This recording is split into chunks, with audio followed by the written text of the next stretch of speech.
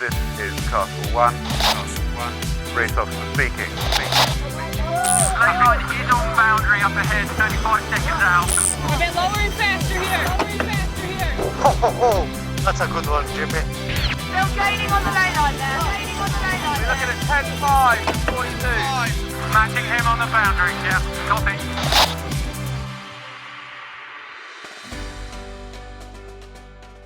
Welcome once again, podcast listeners. Thanks again for joining us from wherever you are in the world. It's great to have you along. Well, this month we've got another two-part edition as we again take a glimpse into the sailing life of someone that's devoted his career to the sport of offshore sailing. And this month's guest has some tales to tell. It's not all about finish line glory and podium places. This month we're also talking sinking at sea, Southern Ocean rescues, and scoring millions of views on YouTube. It's all pretty revealing. Thanks to everyone that got in touch after last month's podcast. It was great to be at the Ocean Race start in Alicante. The race, of course, is still going on. I'm going to be saying this for a few editions of the podcast. But as I record this, the Ocean Race fleet are heading south. They've just left Cape Town and they've set off on the longest leg ever. 50 years the Ocean Race has been a thing. This is the 14th edition, and this leg sees the fleet race all the way from Cape Town to Brazil. That's almost 13,000 miles of racing. Check it out on the tracker. It's a long way. Now, just as I was about to record this intro, I saw the sad news that Goyo Environment were turning back to Cape Town. Sad news for Benjamin Dutroy and his crew. Sad news also for my dear friend Annie Lush sailing on board. They've got some structural issues, and with a route like this leg 3, it's not a good idea to go on. So they're turning back. A fact that's immediately relevant in this interview, as you're about to hear shortly. Before we get going, a quick word about support for the podcast. I say it every month, but it takes a lot of time to make this pod. So if you like what we do, please do head over to buymeacoffee.com/sailing podcast. Leave us a message and buy us a few coffees, whatever you think reflects the enjoyment you get from tuning in. It's all very simple. So if you've already done so this season, many, many thanks. If you haven't, then wherever you are, help us keep the pod free from random ads by showing your support. Thank you. So back to our guest this month. And if you're in any way into offshore sailing, the name Alex Thomson will not be new to you. He's crossed the start line of an incredible 5 Vendee Globe solo round the world races. That's a feat matched only by the legendary French offshore enigma, Jean Le Cam. Alex made it his goal to become the first ever British Vendee winner. He devoted a career to it. In Hugo Boss, he had one of sailing's most enduring sponsors, and he created one of the sport's most recognisable brands. His Hugo Boss boats were state of the art. He embraced technology, was one of the first to push the concept of inside sailing, a concept that the modern iteration of IMOCA have only now started following. Alex was also one of the first to adopt the use of foils, but also punctuated his sailing campaigns with daring stunts and dramatic YouTube videos, growing his following through an astute use of social media. We've tried to make an appearance on the podcast work for Alex a few times before, and we finally made it work when he kindly hosted me at his home on Jersey last month. I hope you enjoy the time I spent with Alex Thomson.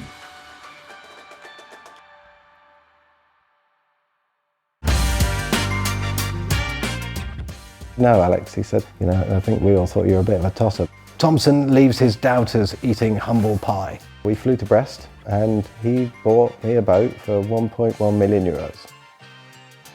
Alex, thanks for coming on the podcast. I often start chats like this by saying how long we've wanted to get you on, and that goes without saying, obviously.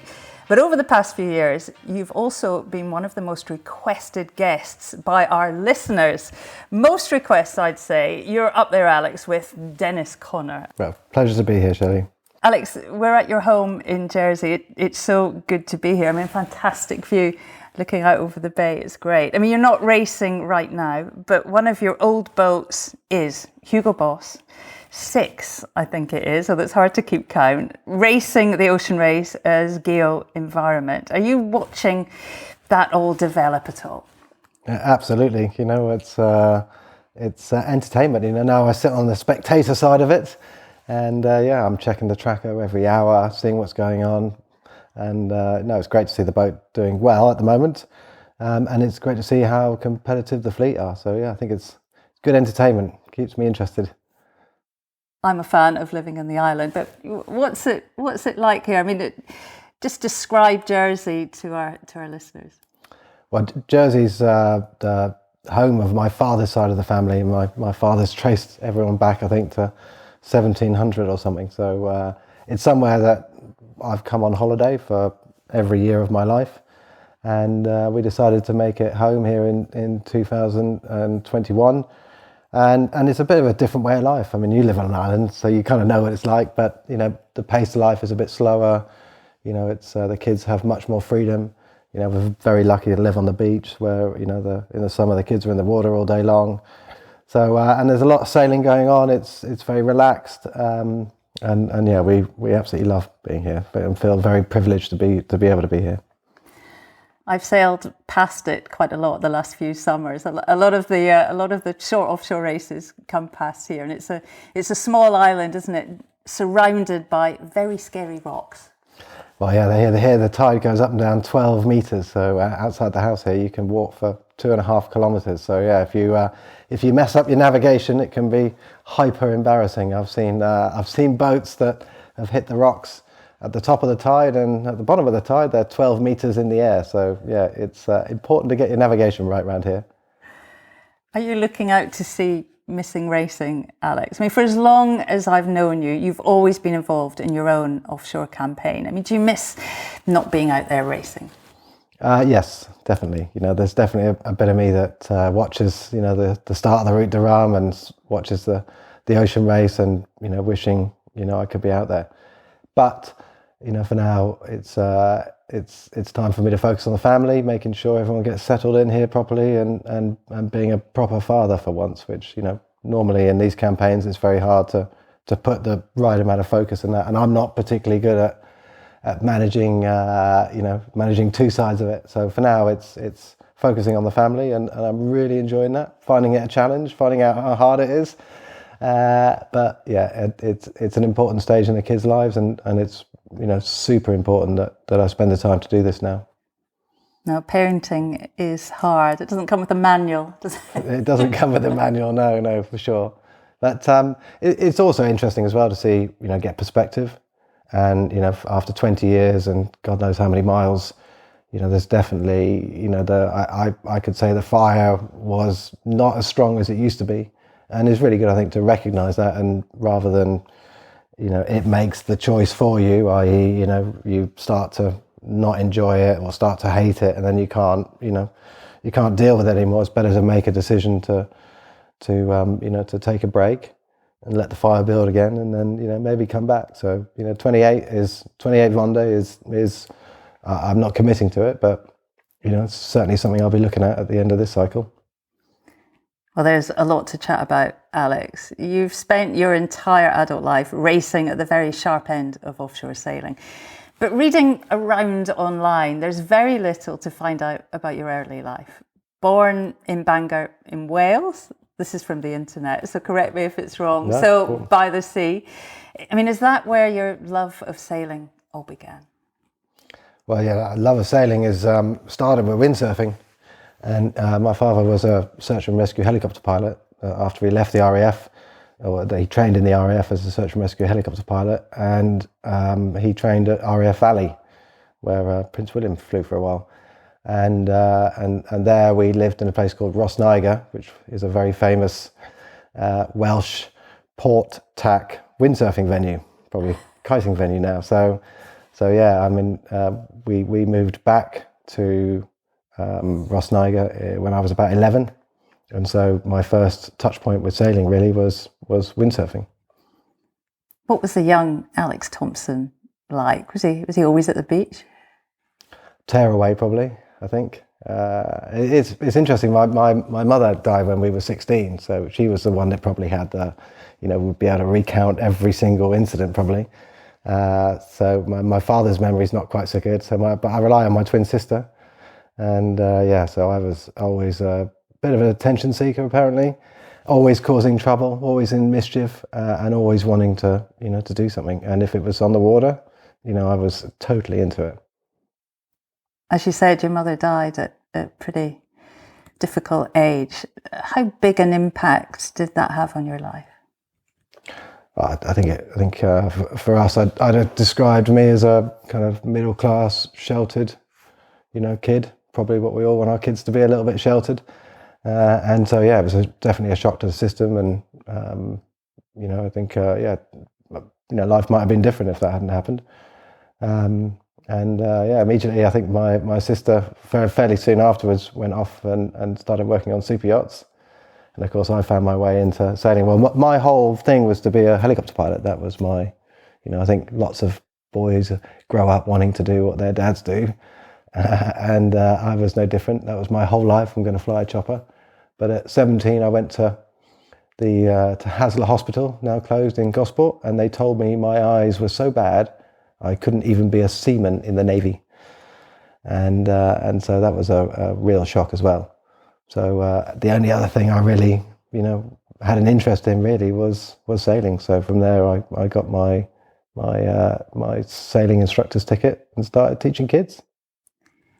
You ended up in your early 20s working for Sir Robin Knox Johnston, fellow podcast guest, and amongst other many things, he's also obviously the founder of the Clipper race. You were working for Robin and you ended up going to Greenland. I mean, what an incredible trip with him as a mate. What was all that about, and what are your memories of that trip? Did you speak to Robin about that trip to Greenland? Oh my God, there's a book or a film in that trip alone. I think we spent 70 odd days together, and it was, it was basically, Robin had been up there with Sue Haley, and he just loves it. I mean, he loves the whole experience, being next to massive icebergs with bits falling off them, and, being able to go over in a dinghy and break off some ice with an ice axe and stick it in your whiskey. You can just imagine Robin doing that. So he wanted to share that with with other people, and so he created a expedition. So it was a sailing leg to Greenland. There were 2 climbing legs, of which Chris Bonington came out for one of them, which was amazing. And then there was a sailing leg back. So it was basically Robin invented the best adventure that he could possibly come up with. And he asked me to be his first mate. I was the bosun at Clipper at the time, and I wanted to be a skipper in the race. So I said to Robin, I'm honoured to that you asked me to do this, but I want to be a skipper in the race. But Robin, I'm 24 years old. Am I too young to do your race? And he said, well, I don't know, Thomson. Come to Greenland and we'll find out. So off we went to Greenland, and I did my celestial navigation with him on the way up there. Oh, you're a proper offshore sailor, Alex. Oh well, yeah, he did train me well. And we had the biggest adventure I've ever had. We went into a place where the supply vessel hadn't even got into. We got trapped for weeks. We had to get a helicopter to come in and pick the guests up, the new clients, and send them out again. We anchored to icebergs. I mean, we probably did. It was just an amazing adventure holiday that you're probably not allowed to do nowadays.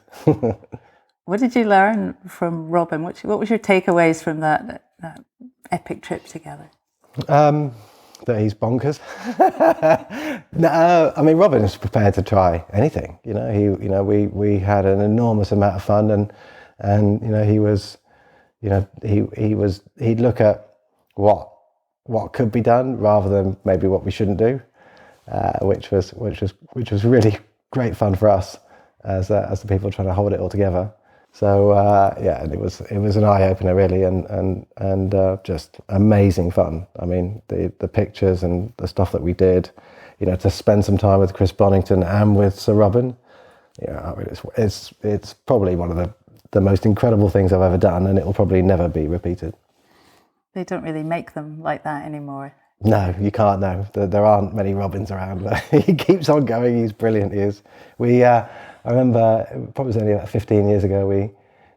Keith Mills and I were sailing out of Portsmouth Harbour on Hugo Boss, and we saw a little Zap cat go past, and a hand came up and waved, and I realised it was Robin. So I waved Robin over, and he came over, and I said, "What are you up to, Robin?" He said, "Oh, I'm just off on holiday," in his little tiny Zap cat, you know. And you think, my God, he's quite a character, and he does, you know, he absolutely adores going up to the ice, and I think he's planning a trip on his new cruising boat. So I look forward to seeing those pictures. Well, he must have liked what he saw in you, Alex. As you say, you had a plan. You wanted to be a skipper in the Clipper race at the tender age of 25. I mean, where did that confidence come from? Naivety, probably. I don't know if I really realised what it was all about, to be honest. I'd found my love, you know. I wanted to be on the water. I'd done my first Fastnet race a couple of years before, and it was a natural place for me to be. And I think being able to sail to Greenland with Robin on the boat that I did the race on, you know, gave me, you know, a head start, really. I'd done so many miles in the build up to it, and I really understood the race. I'd worked in the company for a little while, so I'd managed to kind of interview the previous skippers and worked out where the advantages were on the route. So, you know, I was pretty focused on what we were doing. Although I do remember sitting down with my crew for the first time, meeting them all and asking them to give me their experience, and it kind of got to me, and they said, "Well, what about you?" And I said, well, I'm Alex Thomson, and I haven't even been across the Atlantic yet. So it was that you know, ocean sailing really at that point was a new thing for me. But it was, I guess I just found what I loved to do in life, and I think when you love to do something genuinely, it's much easier to be able to exceed expectations and do really well. There's a lot of responsibility, isn't it? I mean, in a pro race with a boat full of pros, there's a lot of responsibility being the skipper. But a boat full of amateurs, how nervous were you taking that on? That was probably the problem. I didn't feel nervous about it really at all. I mean, I was a bit nervous at the start, but you know, we'd had quite a bit of time with the crew beforehand, and we'd done a lot of training, and I'd sailed a lot on the boats, so I kind of knew what the limits were, and I kind of felt it kind of came naturally to me. I definitely came off the race thinking, my God, I'm God's gift to man management. And I remember saying that to Keith Mills a couple of years later, and he said to me, he said, "No, Alex," he said, "you know, I think we all thought you were a bit of a tosser, but you know, we realised that if we followed you, we were probably going to win the race." So we'll get on to Keith in a second. I mean, it's quite something, isn't it, to have the right temperament, to be a Clipper skipper, to keep calm when things are going wrong and your crew may not know the best course of action. Even more so for a young man in his 20s. Is that a reflection of your temperament, do you think, Alex? I don't know. I mean, I've definitely tempered over 8, as you'd imagine. But, I think I was very lucky. I had a really good crew and a good bunch of people that kind of kept me sane, probably, kept me level. You know, they did sit me down after the first leg was Plymouth to Madeira, and they did sit me down and say, "Look, Alex, we're not prepared to change bunks on every single tack around the world, and you know, we expect you to go to sleep in a bunk. We don't want you to sleep on the deck." So, you know, I was to some degree, you know, I was, you know, the crew were running the boat as they should have done, really, and you know, I was a bit more of a guide.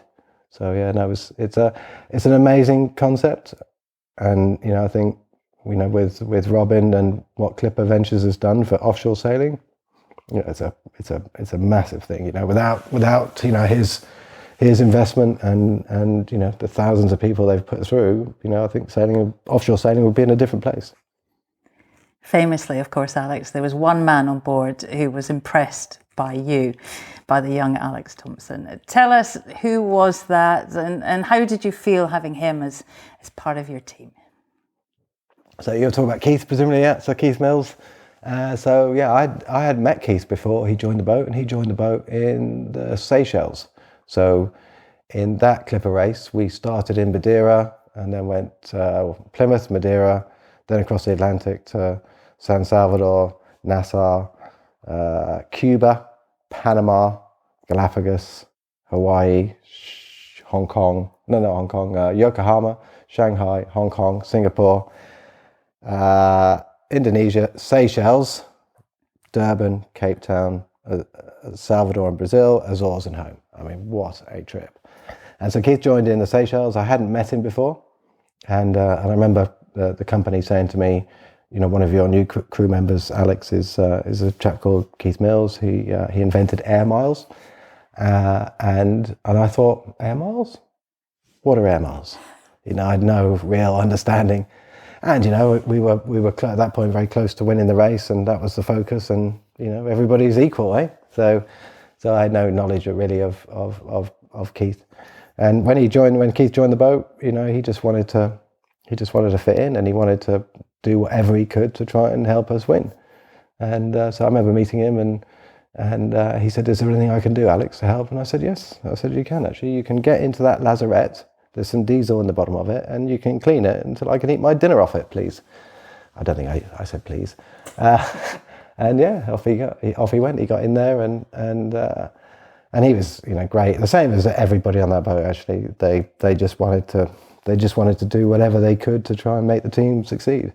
And Keith, you know, worked as hard as anybody else. So we did Seychelles, Durban, and then when we went Durban to Cape Town, we won the race officially a few months before the finish, which was, you know, that was an incredible experience. I'll never forget the moment or the party afterwards.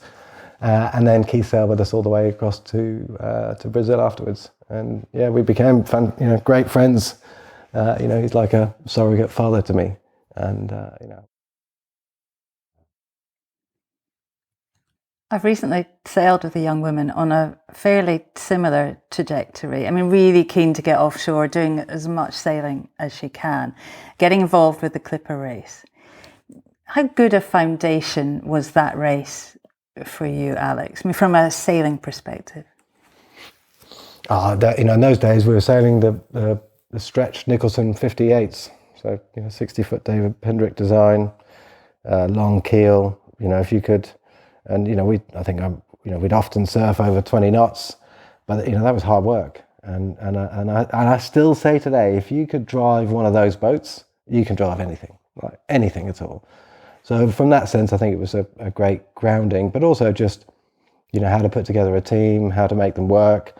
And I don't think I had much. There wasn't an awful lot of, you know, planning or thought into that side of it. Maybe it just came naturally. And, you know, I came from a sailing school background, so, you know, I did. You know, I was teaching in the Solent for a few years and taking amateurs on the fastnet races. So I had a bit of an understanding how that would work. But I think the main thing for me was at the time when I finished, I was very young. We dominated the race, and that gave me my first profile. In fact, I remember in the Azores, all the skippers went off and we had our head shaved and we had the numbers of our boats put into the back of our heads. And I got a call, I think, from Robin, or an email probably, or telex in those days, telling he'd heard about this, and he told me to sort my bloody hair out because he knew there was going to be a fair amount of media attention. And I think that was the bit for me that made the difference, you know. In those days, Ed Gorman was writing for the Times. I remember one of the headlines, I think I've got it somewhere, that says, "Thomson leaves his doubters eating humble pie." so that was the you know, a big part of what happened really, and how I got started. Also at that time, James Boyd came with Rick Tomlinson for one of the legs, and he had a very good connection with Mark Turner, and so, you know, immediately with the profile, Mark and James, you know, they started to open some doors into the French short-handed world. So it was I think the bit of profile at that time that Life-changing. Yeah, totally life-changing. And of course, you know, meeting Keith, because Keith was a massive part of helping me succeed afterwards. And with the support from Sir Keith, you embarked on what became an extraordinary career. You raced a Transat around the time, of course, then in 2000, would have watched Ellen MacArthur, a couple of years your junior, start her Vendee Globe. She finished second. I mean, who could forget watching that on the television? And took the offshore world by storm. What were you thinking watching what Ellen achieved? Was that relatable to you? Did it matter? What were you thinking then? Oh, definitely. Yeah, I think she did the old R-Star in those days was called the Europe One New Man Star. So that was my first single-handed experience. I was on a 50, put together the last minute a bit, and Ellen was on Kingfisher, and yeah, it was amazing, to watch her succeed and to show everybody, what could be done. It was eye-opening. So yeah, she was a huge inspiration. Of course, in those days as well, Mike Golding, who was very established in this world, was performing at the top of his game as well. And actually, Ellen came second, obviously, but Mike should have won it a few times probably. And I remember watching that immense battle they had in the Route de Rhum, that very windy Route de Rhum, a couple of years later. By the next Vendee, 2004. You were there in Les Sables d'Olonne with 21 other Vendee hopefuls, and your boat was Hugo Boss. We'll talk about this a little later, but Alex, you've had one of the very longest sponsorship associations, not just in sailing, but actually in any sport. 20 years sailing under the Hugo Boss name. So take us back to the early 2000s. You're trying to get to the start line. You desperately need a sponsor. How did all that come about? Well, Keith, really. So in 2003, I was running a charter company that did some amateur racing in the Caribbean and in the UK, and I'd gone to see Keith in London for lunch, and over lunch he said to me, Alex, when we were on the Clipper race, we talked about you doing the Vendee Globe. I said, are you ever going to do it? And I said, I don't know, Keith, I said, the business is going well, we've been a couple of years at it now, and I'm starting to get paid, and, things are looking good. And that was kind of the end of the conversation. And then the next day, arrived in the post was a little plaque, about yay big, and there was a picture, I think, of a sailing boat and a sun on it, and which was irrelevant, and top of it, capital letters, it said risk. And at the bottom it said, to discover new oceans, at first you must leave sight of the shore. So, it's like the most subtle kick up your ass you've ever had. So I phoned up Keith and I said, what's all this about, Keith? And he said, come and see me, let's have lunch again. So I went up to see him, and he said, I think you're the right kind of character to take on this Vendee Globe. He said, so what I think we should do is I think we should start a business, and I will provide the business with the money to be able to give you the tools that will enable you to make a successful, sustainable business around ocean racing. Wow. That's a lot to take in. Yeah, it was a lot to take in, yeah, for sure. And so we started. I left the business I was running at the time, and we started a new business. And we started talking to Mark Turner about renting Kingfisher, and we started looking for sponsors, and we had a catch-up meet, and he went a few months later, and he said to me, look, I think we've been going about this the wrong way, Alex. He said, I don't think we should rent a boat. I think we should buy a boat. I'm like, damn, what a great idea. Well, why didn't I think of that? So he said, yeah, go away and see what, kind of boat you'd like. And as you do. And a couple of weeks later, I met him at Shoreham Airport. We flew to Brest, and he bought me a boat for 1.1 million euros. We went for a sail with Bilou on his boat, still in those days, and yeah, I left my chin in Brest when we flew back, and just couldn't comprehend it really. It's quite that level of generosity or that level of belief in me at that time was just humbling, difficult to comprehend, really. But yeah, that's what happened. So we bought the boat, we started the business, and we started looking for sponsors. This is 2003, and we decided the fast track route would be to sail with Bilou, with Roland Jourdain, down to Brazil for the Jacques Vabre, which was brilliant. I mean, that man is the loveliest man on the planet, and I learned so much from him. Like, where is the level? And he showed me where the level was. So that was brilliant. We came second in that Jacques Vabre, which was an eye-opener. And then I did my first single-handed race back from the Jacques Vabre. Never, apart from the single-handed transatlantic, I'd not done much before. And sailing on a 60 was, it was to go from a 50 to a 60 is, like chalk and cheese. It's like dinghy to something massive. So I was pretty scared about it, to be honest. And I remember I arrived in Brazil in a pretty poor state. My bottom was in a complete mess, with gunnel bum, and in fact I had to sit on a cushion for the last few hours.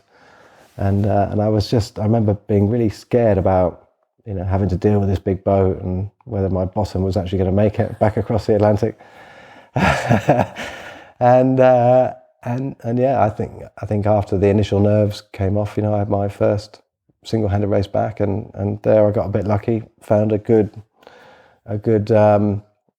track, and managed to break the world speed record. So yeah, maybe I didn't find out where the level was at all. It was all becoming very real. Talk to me about Hugo Boss. When that happened, and what you thought about it when it finally landed. Well, I'd done the Fastnet with Hugo Boss in 2003, and we then ran the program without a sponsor, and we got to June 2004, somewhere like this, and so starting to really worry about whether we were going to find the sponsorship to be able to do the Vendee, and we had to be sponsored. The whole deal was that the team had to be commercial, so anyway, we had a previous relationship with Hugo Boss. We had approached them obviously to do this, and they'd said no. And in about June, I think their annual report came through the door, big flashy kind of brochure type thing. And there was a double page spread that showed their world market share. And so it kind of struck me that what we should do is go back on a new proposal that was focusing on hospitality, taking their guests sailing with the Vendee as an extra, really. So, if you like, it was focusing on something they wanted or they needed. And so, yeah, we designed a hospitality program that covered, I think it was 78.5% of their world market, and rebranded it, and they bought it in 2 weeks, which was pretty lucky because we were right on the edge of being able to do the race. So, that was amazing, to do that. It was only a 1-year deal, but it was enough to get us to the start of the Vendee. We got there a bit late, really, weren't entirely ready, and so I ended up retiring into Cape Town. But we took 1,000 people sailing that year, 2005, and then finished up in Sydney for the Hobart, and we signed a 4-year deal just before the Hobart. So it worked. It just worked. Did it feel early on like this is something that could have longevity, that it could work?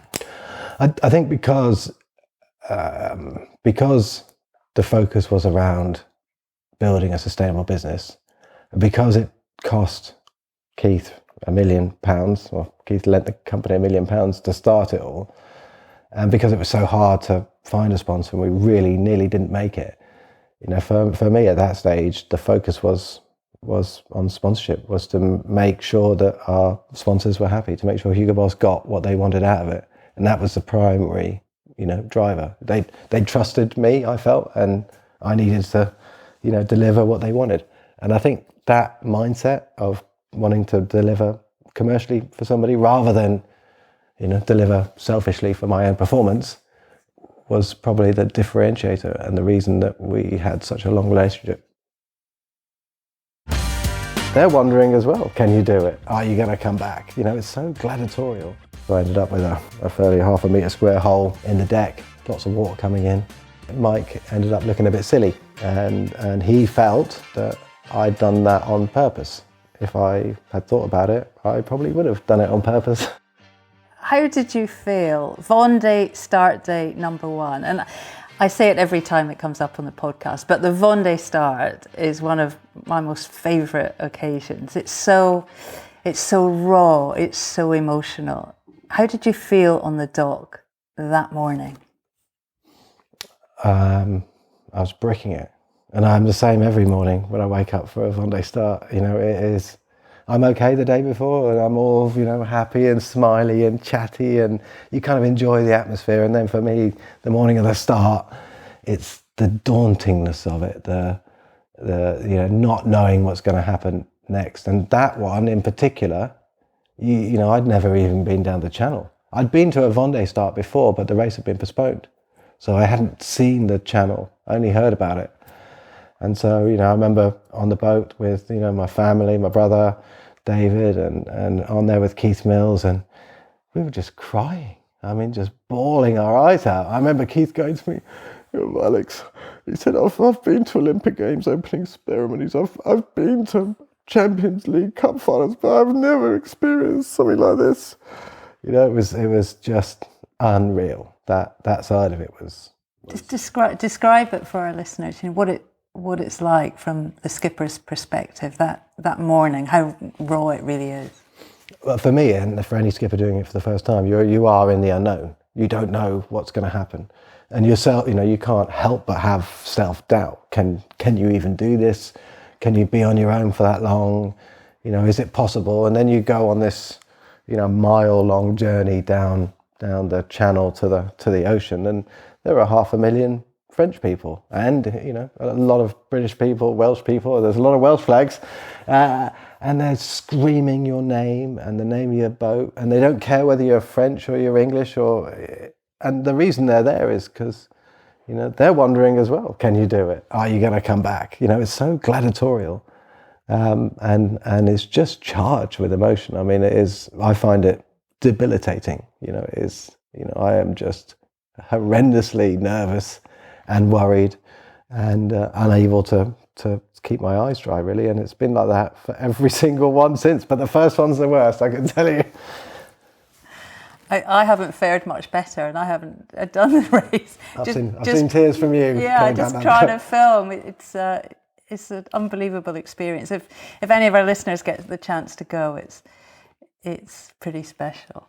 And just in the mornings as well, you know, I wake up to go to the toilet at 3 o'clock in the morning, you think, what's all that noise? And you look out the window, and they're just people, and they're trying to find the best spots to get the best, you know, as close as they can to the boat. Some of them are even in the water. I mean, it's November.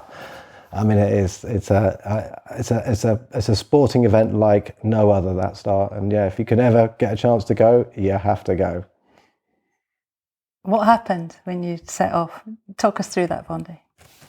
Yeah, it was a good. I mean, in those days there were a lot less rules. I think I had 14 sails on the boat. Nowadays we're allowed 8. I think I had a spinnaker staysail, Genoa, you know, lots of. I think an A1, an A2, an A3, maybe even an A4.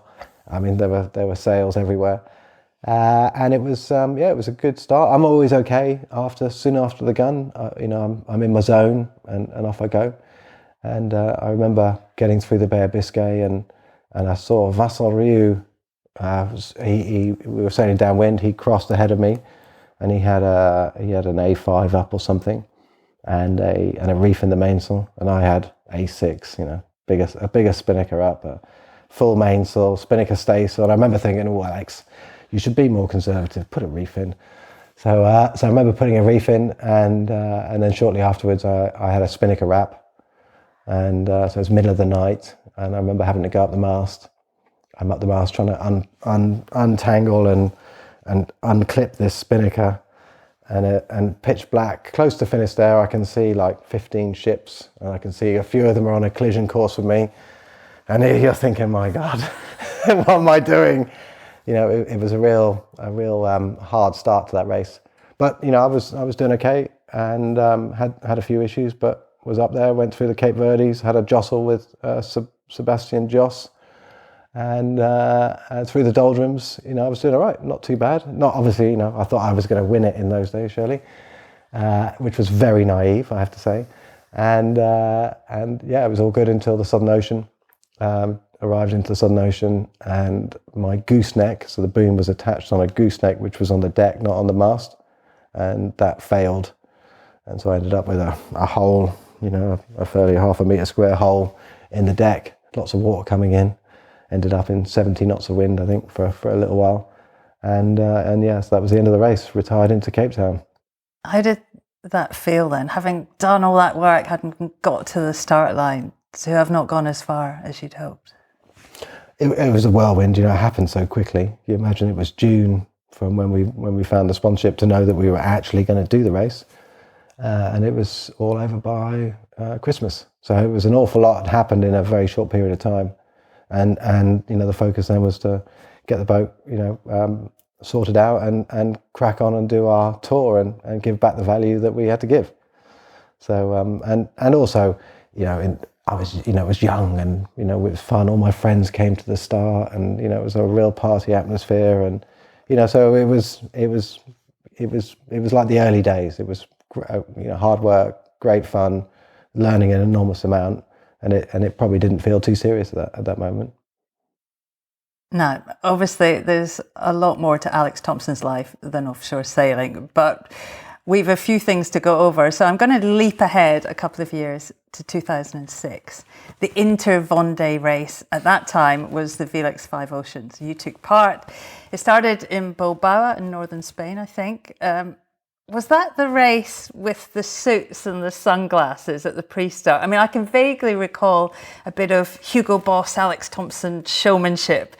How did you feel about all of that? Yeah, I do.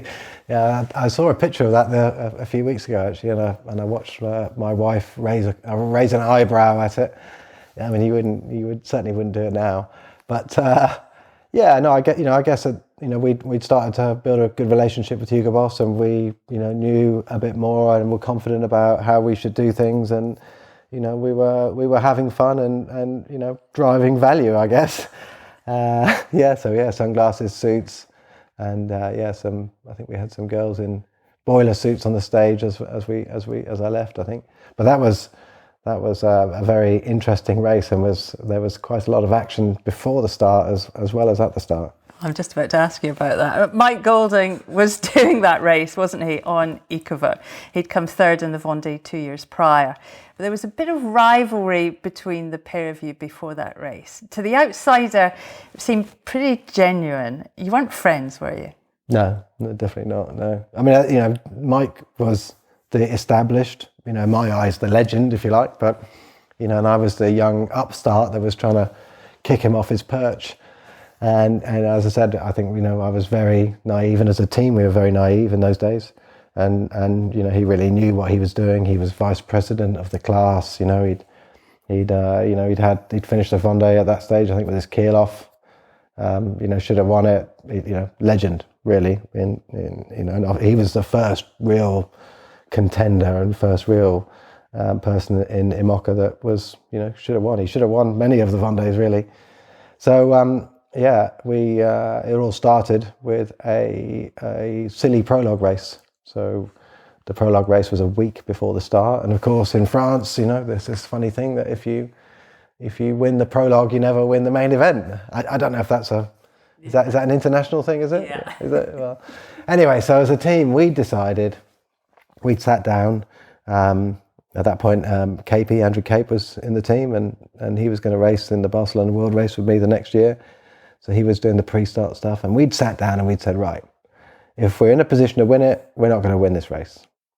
Bad luck for the main event. So anyway, we started the race, and the favourites really were Mike Golding and Bernard Stam, and we were probably close to them, but not quite at their level. And anyway, that Mike and Bernard got in a tussle, and they just ended up going the wrong way. So we went the right way, and we finished the race about a couple of miles ahead, and we finished 1 meter the wrong side of the finish line. And of course, that race was Sir Robin's race. And I remember Robin standing on the boat saying, "Thomson, this side, this side." But of course, we crossed the wrong side. We didn't finish the race. We then got ourselves into port. Had the boat all packed up, and then Mike came in, and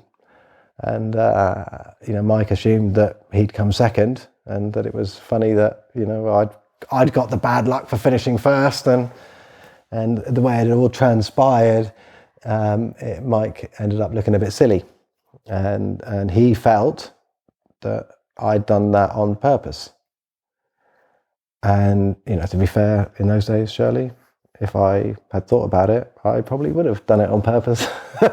So yeah, there were some pretty sharp words. He was clearly upset with me, and I was being emotional and upset that he was upset with me. And then the next day, in the Sunday Times, Mike called me a jumped up little prick.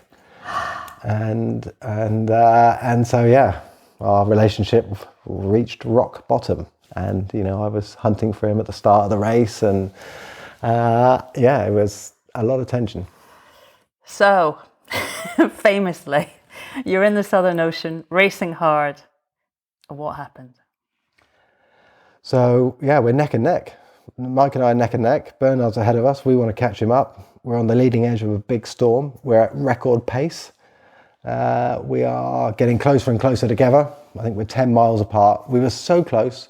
I called the race office. David Adams was the race director, and I said, guys, we're too close, and you need to keep an eye on us. And if we get any closer, you need to call us. But I wasn't going to call Mike, and he wasn't going to call me.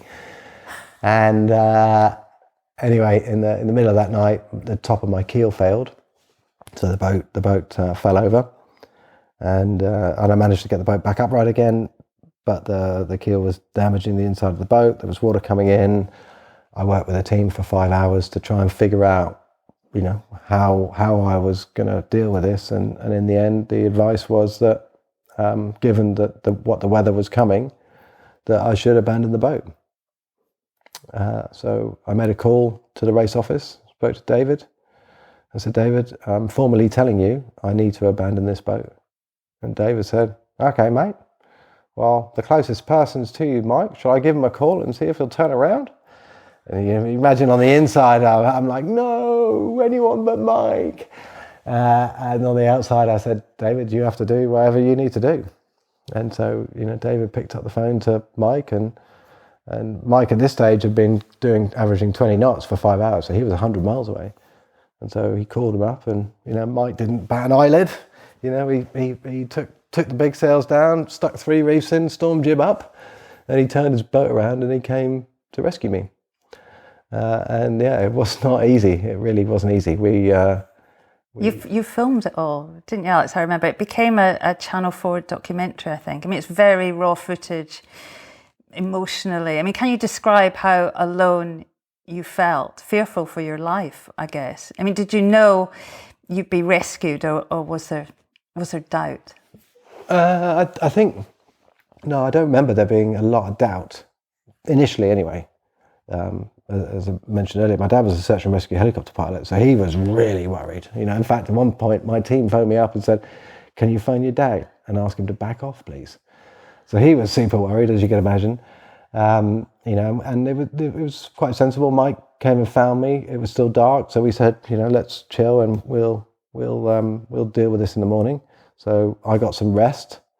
Interestingly, speaking to Mike afterwards, he did not sleep a wink. Because of course all the responsibilities on him really, and I'm just the dope at the end of the rope, I guess.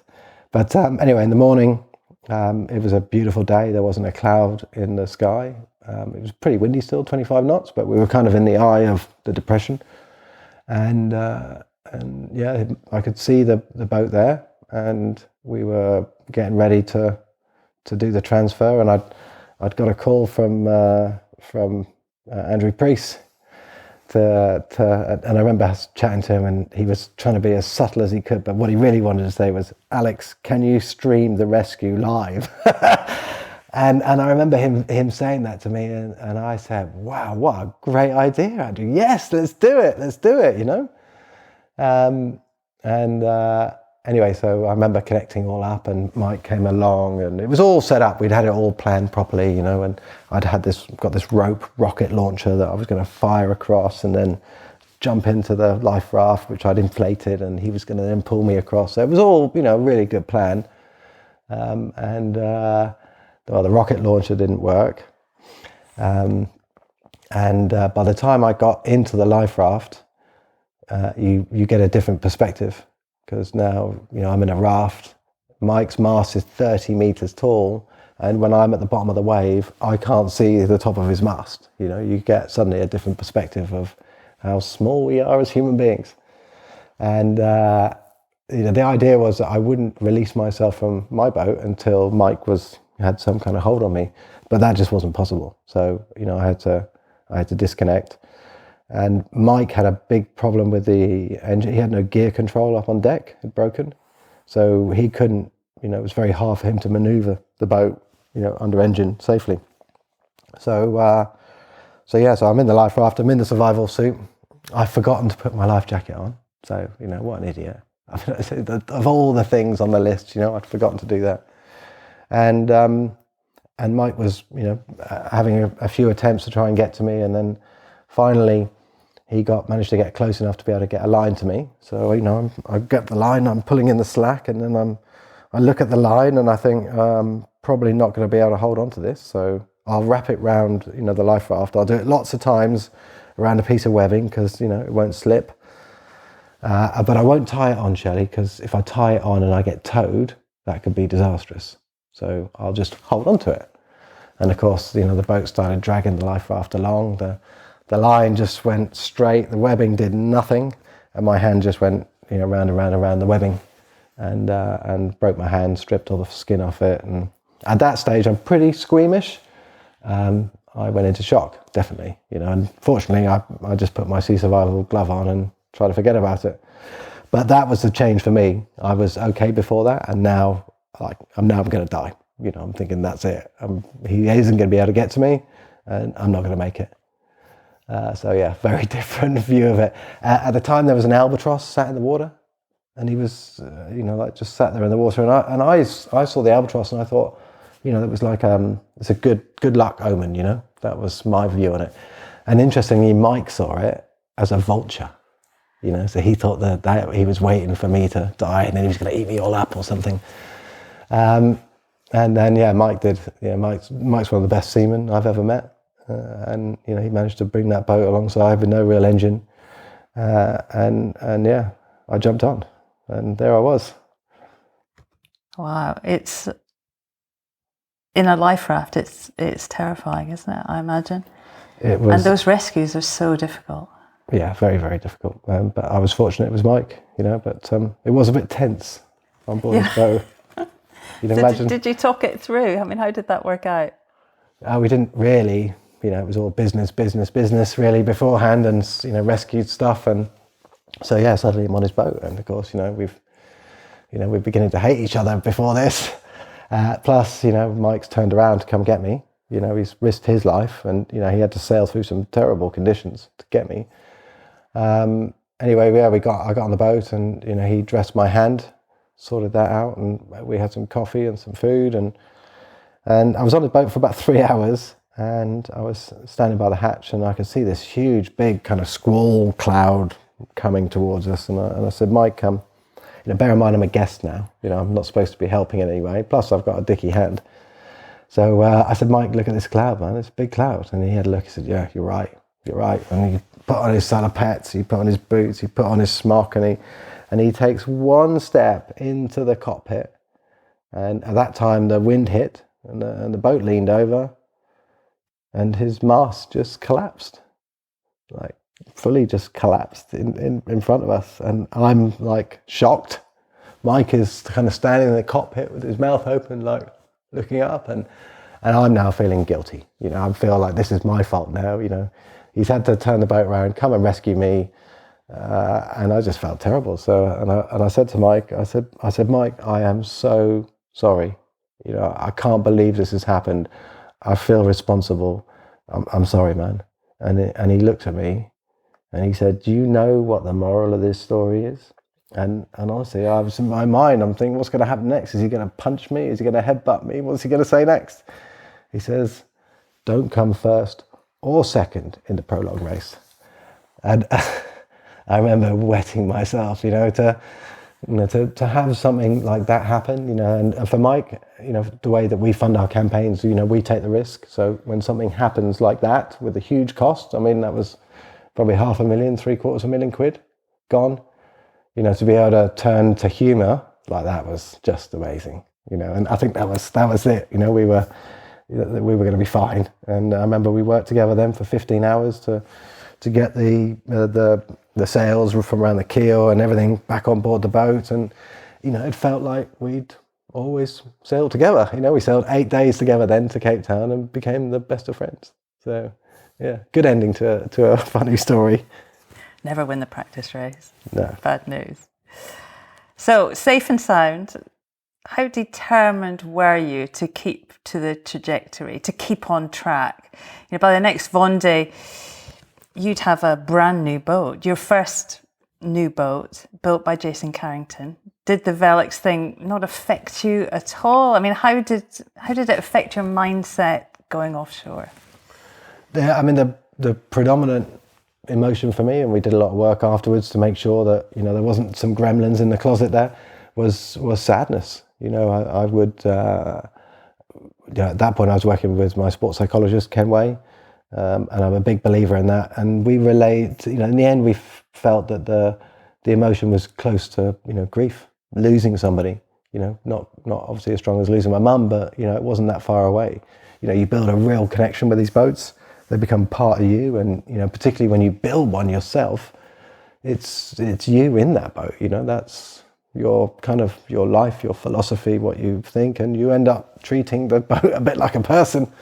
So yeah, I was worried about how that might affect me, but I was again lucky because by that point we had a new boat being built, and it was great to come home and go to Jason's yard and, you know, be able to put my hand on this beautiful, you know, purpose-built, custom-made machine just for me. So yeah, I was happy to have that progress. It would have been a lot harder, I think, if I didn't have that happening. Your second Vendee, 2008, and it was a big one, 30 boats, but remarkably 7 British entries, several with new boats. I mean, it was a bit of a golden year for the Brits. But remind us what happened even before you crossed that start line. Wow, let's go back and know that, you know, the 2004 Vendee, I knew we were late. I knew that we hadn't, you know, we tried to do too much in the preparation. And so this boat was designed and would race around the world in the Barcelona World Race the year before. So 2007 Barcelona World Race, I was racing with Andrew Cape. We were the first IMOCA to break 500 miles, 501 miles.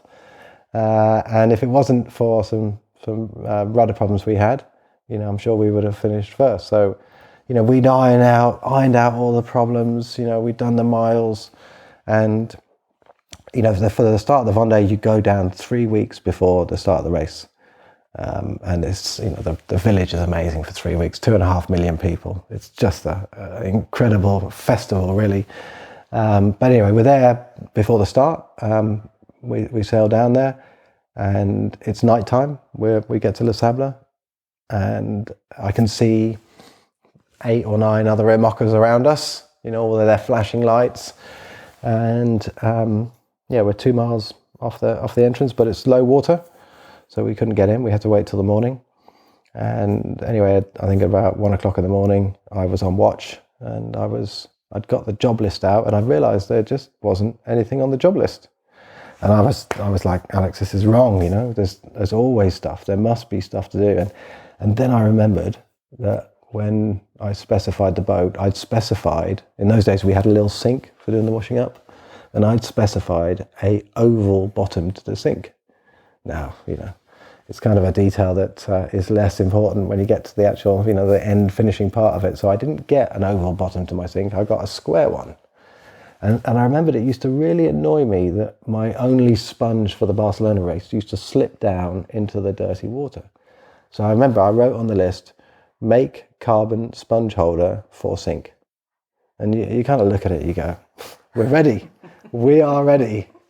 And anyway, so I went to bed, I went off watch, and 45 minutes later, we were hit by a 300-ton fishing boat who drove into the side of the boat.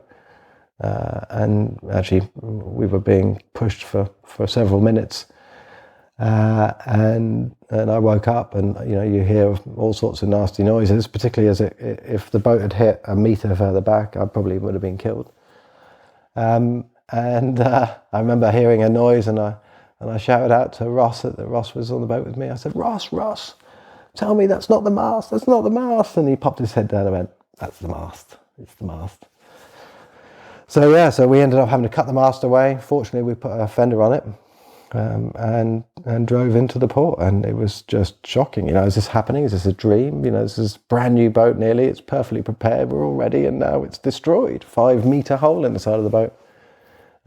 You park on the dock, and nobody, people don't know what to say. They're kind of avoiding you really, because what do you say? How you doing, Alex? Really bad. And I saw the race director, Denny Aru at the time, and he said to me, so Alex, what are you going to do? What is the plan? And I said, well, Denny, it's pretty clear, we're finished, we're out, it's done, over, And he said, well, Alex, I think you should take some time to think about this. And anyway, I went to the apartment, had a shower, and I'm in the shower, and I'm thinking, well, maybe we could do this. I remember Dominic Varve had a spare mast, and maybe we could get a mast. Maybe we can do this. And, I remember going back down, we sat down with the team, and we kind of just said, well, let's just fix it. Let's just fix it, Boat sat there, 5-metre hole in the boat. The mast is 2 miles out to sea. And, it's a, there's lots of times where you realise that, what the group of people you have around you are like. And, to take it on like that was just, incredible. It's particularly as there's so much work that comes in beforehand, So to take the hit, it's not just me, it's the entire team. And we just fixed it. I remember Ross went out and with some crazy divers, and they found the mast, and we begged the local catamaran manufacturer to give us some space in the yard, and there was an enormous effort made. And I remember everybody kind of helped. Mark Gilmour, he came to me and he said, Alex, I have a spare mast. And I said, at this point, I thought it was better to fix our own mast. But I said, Mark, that's so kind. He said, but you can have it. And I said, Mark, you have a spare mast, so that if you break it in the first few days, you can come back and put your mast on and carry on. He said, yes, I know. So as a deal, you take my mast, but then we stay together. And if I lose my mast, you give me my one back. That was the kind of the way that it is in lots of ways it's a close group of competitors that would do anything for each other. So, but yeah, the team did an amazing job. We had lots of help from all over the industry, and we managed to get the boat ready and start the race. After about, I think we did 8 hours of test sailing beforehand. But unfortunately it wasn't enough, and I was out after 2 days. So that was I think a huge blow, really. And I remember sailing back in just thinking, how, why, blubbing, feeling sorry for myself. And I do think I'm able to find positives in almost anything. And I remember thinking, there must be a positive. Where is it? What is it? And probably a day into the return trip to Les Sables, I thought to myself, well, the race is happening now, and these guys are 3 months around the world. Then they're 3 months to recover, figure out if they want to do it again. Then they've got to raise the funding and put the team together, build the boat. So I'm already ahead of them for the next one. So that's what the bonus was, to be able to put together the next campaign and have more time than anybody else. And I think that in this game, And in sailing, particularly offshore sailing, you have to have a positive outlook, and I think I've been lucky to. I've always at the hard points said to myself, Alex, this is very serious and it's very important, but it is a game. We're playing a game. It's a sport, and being able to be, a bit less serious about it, and know that you're privileged that you already do it, allowed me to try and find some positives, I think. It's hard though, isn't it, to have perspective when, you put your heart and soul into it. It's difficult. I think that's the thing about ocean sailing is, that it is all about perspective. And that's the bit, I think every human should have the opportunity to go on a little boat in a big ocean and realise how small we actually are. Because that's the humbling thing. I mean, I think, when you look at the sailors, the IMOCA skippers, the Volvo Ocean Race skippers, it's, everybody knows that, nature is the boss. And sometimes there isn't any choice. And I think that's as a sportsman or an elite athlete at the top of their game, it's a lovely way to keep everybody humble. And, I know, and everybody else knows that any of those skippers would, give up their lives to try and save somebody else.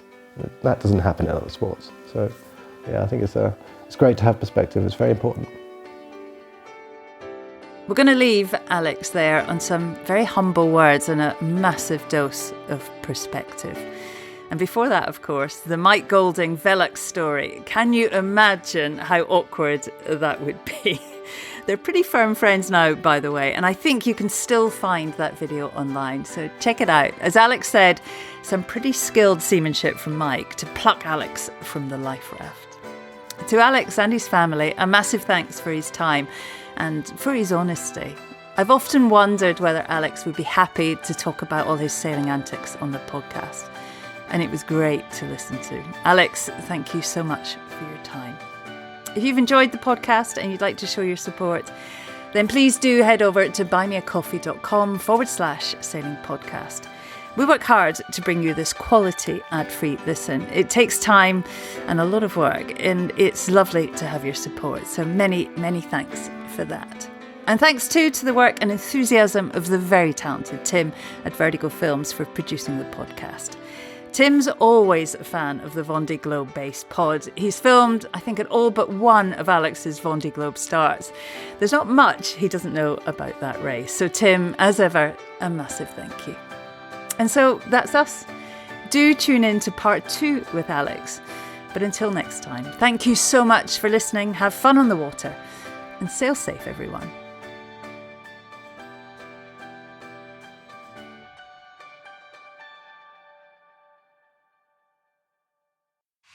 This is Castle 1. Race officer speaking. Lane line is on boundary up ahead, 35 seconds out. A bit lower and faster here. Oh, that's a good one, Jimmy. Still gaining on the lane line there. We're looking at 10-5 and 42. Matching him on the boundary, yeah. Copy. This is Castle 1 standing by. Out.